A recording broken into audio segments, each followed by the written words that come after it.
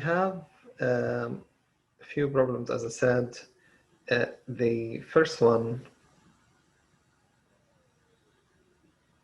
is number 10.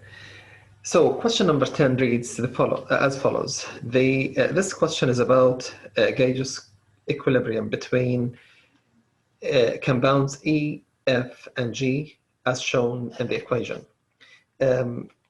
So the equation says, as you can see, E and 2F gives 2G. So E and 2F, this leads to 2G. And this is question 10. Okay. And this reaction, as you can see, is exothermic. So requirement A, 2 mole sample of E was heated in the sealed container with 1 mole sample of F. So the initial moles, number of moles of E and F are 2 and 1 respectively. Equilibrium was established at a given temperature, and the equilibrium mixture formed, the one was formed, contained 0.8 of G. Okay, so now let's see what they want here. They're asking us to calculate the amount in moles of E and F at equilibrium.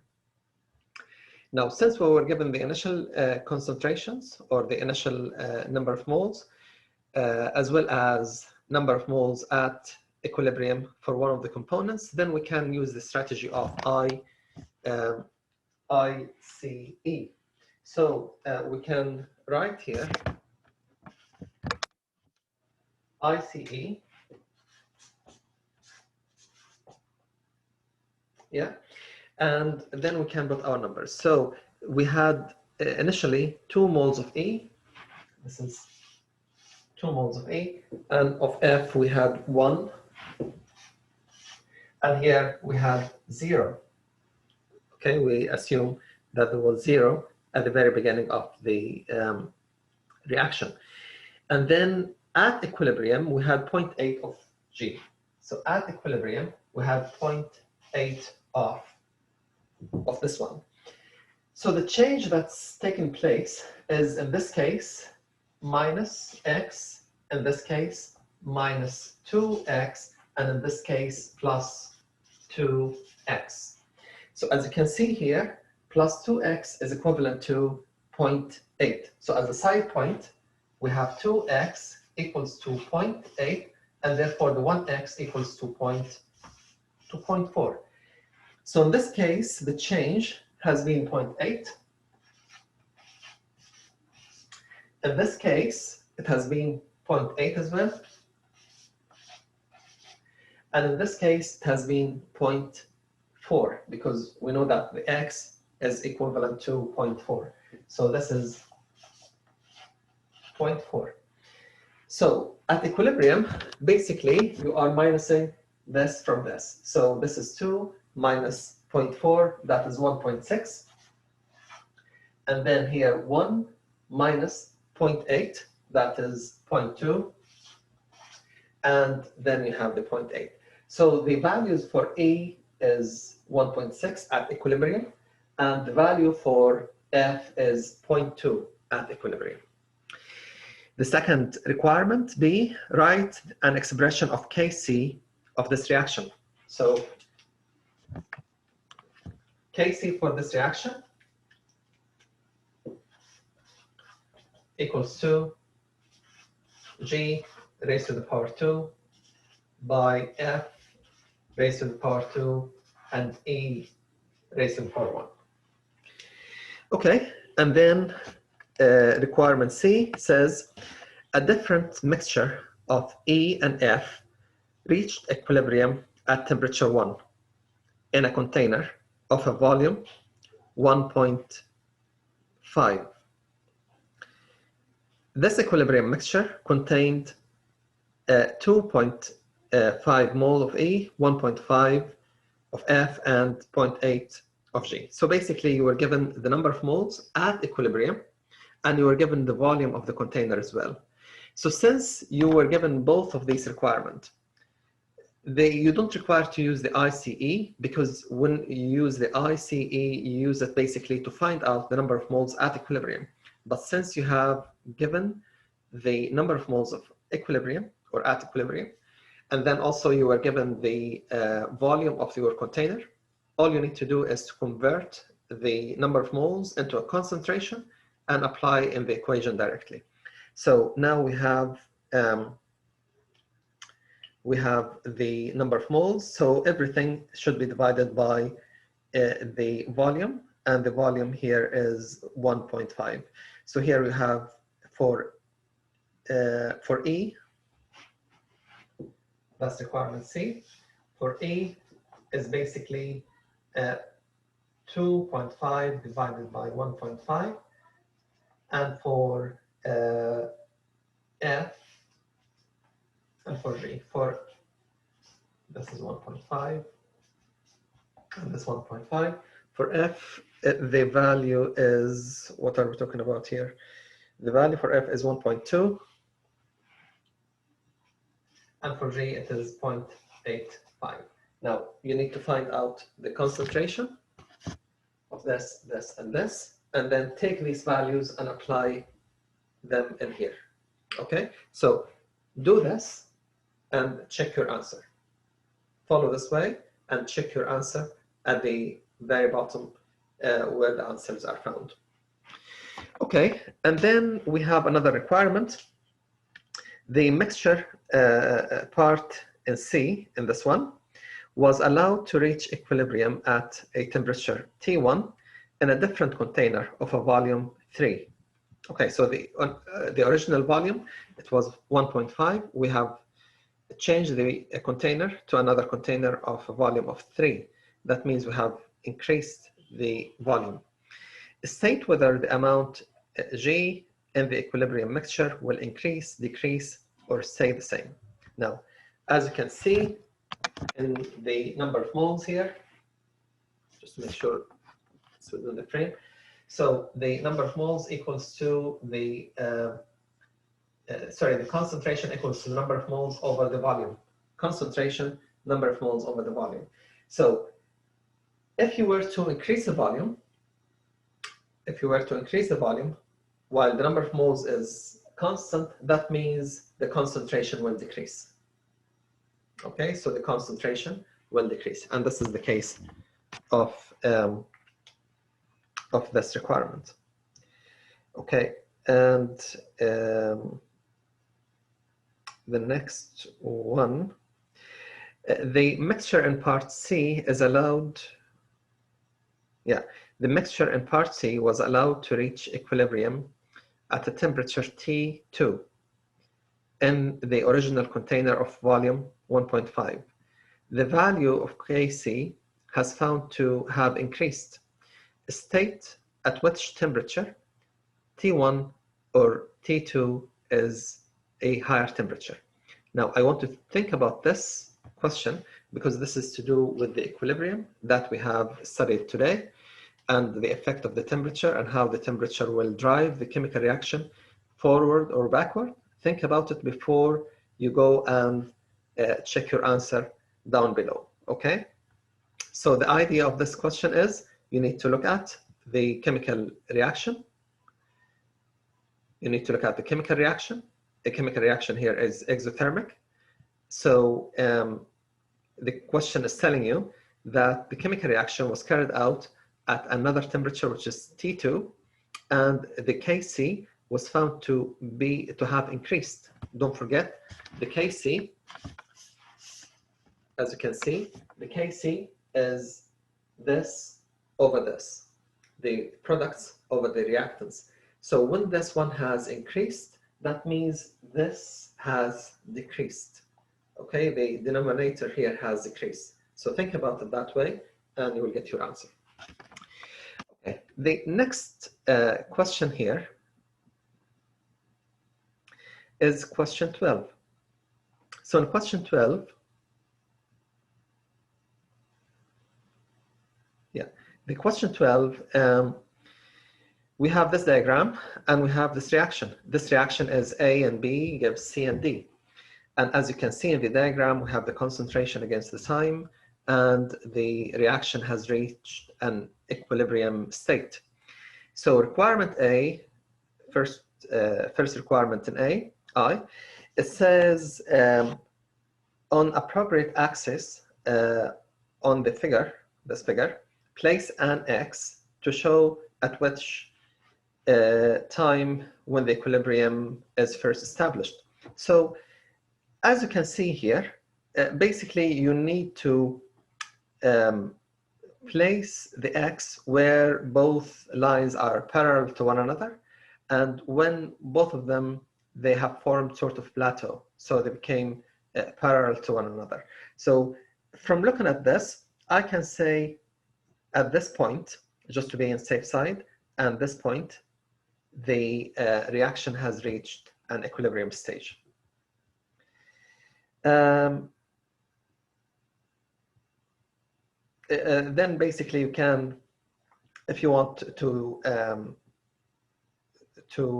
decide on the scale on the time, and you can determine the time approximately at which the equilibrium has been established.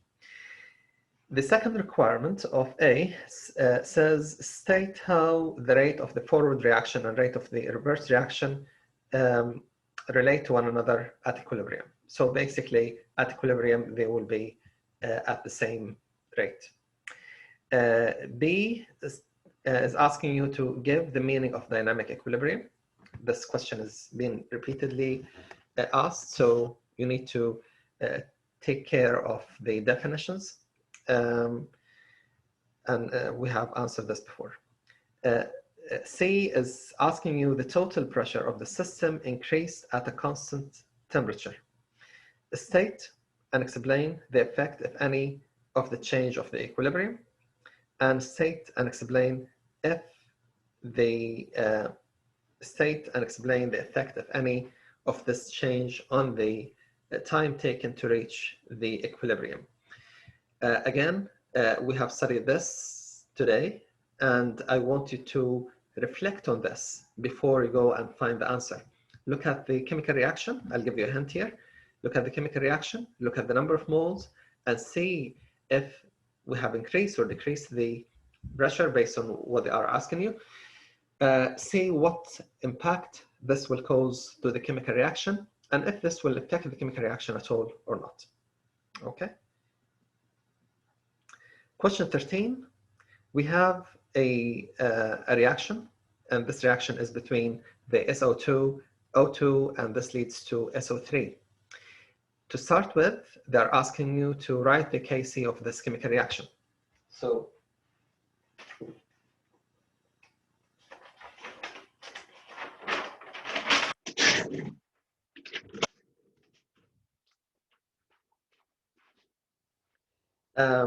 we have 2SO2, 2SO2, and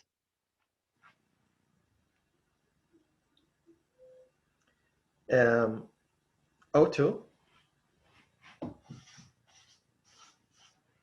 This leads to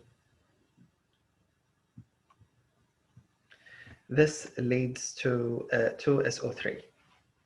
2SO3. Fine. Okay. So write the Kc of this chemical reaction. So the Kc, as you know, equals to SO3 raised to the power 2, and then SO2 raised to the power 2, and here O2. B is asking the following. It says sample of sulfur dioxide, this one, sample of sulfur dioxide, oxygen and sulfur trioxide were added to a flask of a volume 1.4 and allowed to reach equilibrium at a given temperature. The flask contained 0.005 moles of sulfur dioxide and this amount of sulfur trioxide, and the Kc was this amount. What are they asking you to do is calculate the amount in moles of the oxygen gas at equilibrium mixture. Now, if you don't read the question carefully and obtain the information as they were mentioned, as they were given to you, then you will find it difficult and you'll be always thinking, oh, should I use the ICE? The ICE is not destined for you that you need to use it all the time. It basically, any problem depends on what type of information you are given and therefore how to use this information to find out the answer.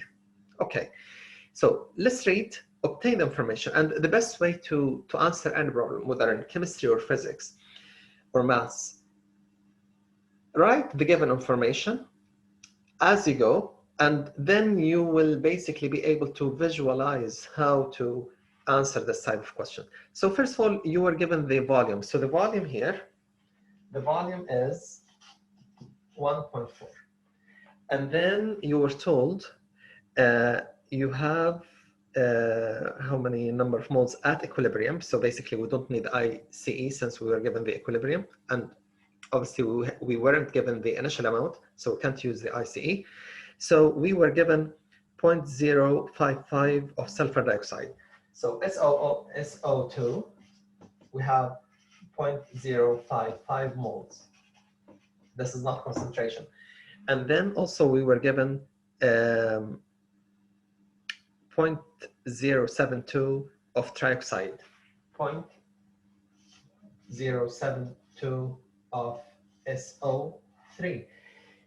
And then also we were given the Kc, which is 27.9. Okay, so what do we need to do here to obtain the number of moles of oxygen? What they're asking you to do is find out the number of moles of oxygen, number of moles, okay?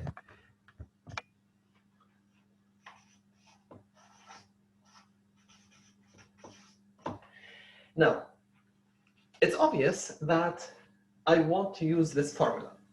Now, to use this formula, I must use concentrations, not number of moles. So these values of number of moles here, I must convert them to concentrations. I will have the concentration of the SO3, I'll have the concentration of the SO2, and I'll have already given the Kc. Therefore, I will be able to find out the concentration of the O2, not the number of moles of the O2, but I'll be able to find the concentration of the O2. Now, once I find the concentration of the O2, the matter will be really easy because we know that the concentration equals to the N over V. If you find the concentration and multiply it by the volume, you will get the number of moles. If you find the concentration, multiply it by the number of multiply it by the volume that you were given, which is 1.4, you will get the number of moles. So all you need to do is convert the moles into, all you need to do is to convert the moles into a concentration and apply in this equation. Okay, so let's do it together. So the SO3 equals to 0.072 over 1 over 4, and then the other one is 0.55 over 1.4, and that is the SO2. Okay, so just to calculate this,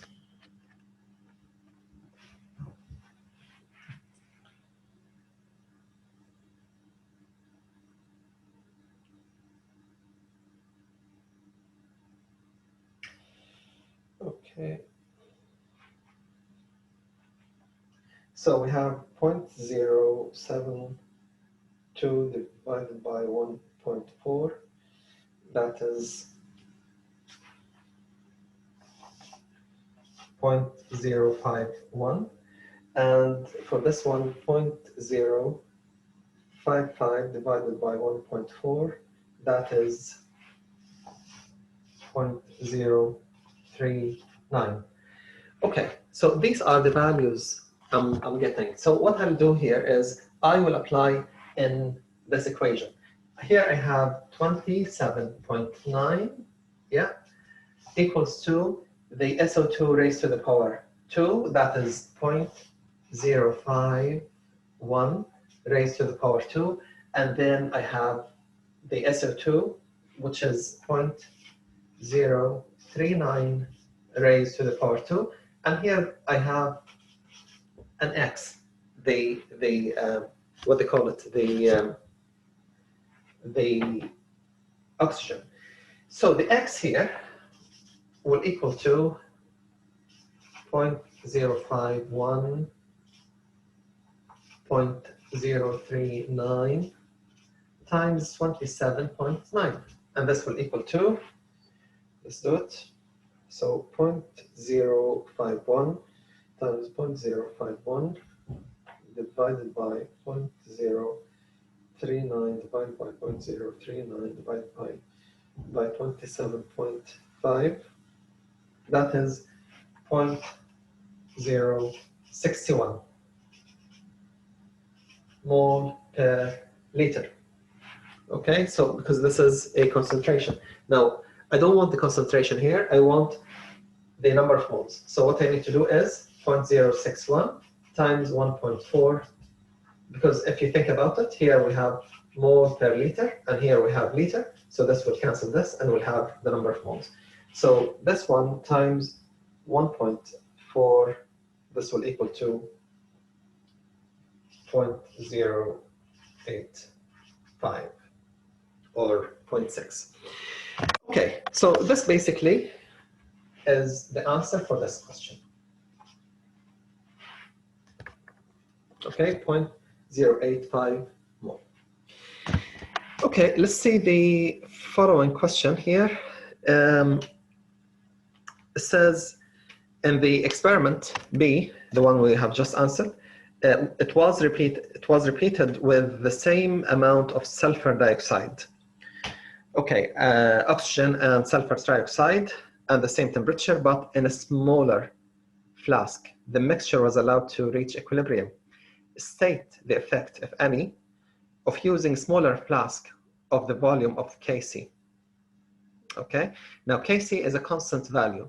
So whether you use a small flask or a big flask, it wouldn't really matter because it should be the same, it's proportional. The second thing here, state, if any, if using a smaller flask will have an effect on the amount of sulfur dioxide. Again, don't forget the formula, the C equals N over V. So if you were to use a smaller flask, this will affect the concentration. But it will not affect the Kc, because when you use a smaller flask, proportionally everything will adjust to the new volume, and therefore you will get the same Kc of the same reaction if all the conditions are kept the same. Okay, so moving into the question 14, we have A and B react together according to the following equation. So we have A and 3B gives C and 2D. So we have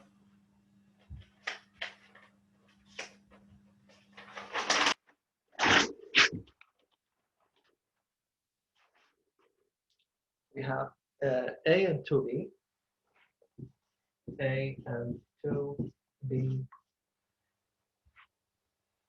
3B, sorry, C and 2D, and that's question 14. Okay. A mixture of 10 mole of A, 10 mole of B were left to reach equilibrium.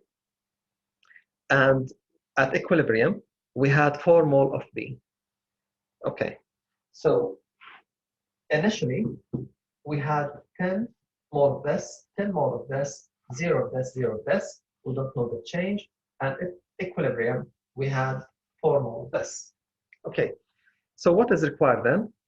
What is the total number in moles? They don't want concentration because obviously they didn't give us a volume.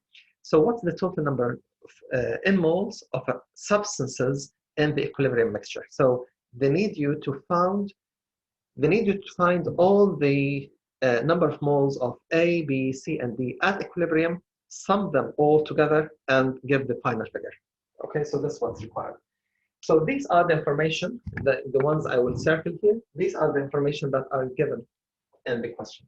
So this, and this.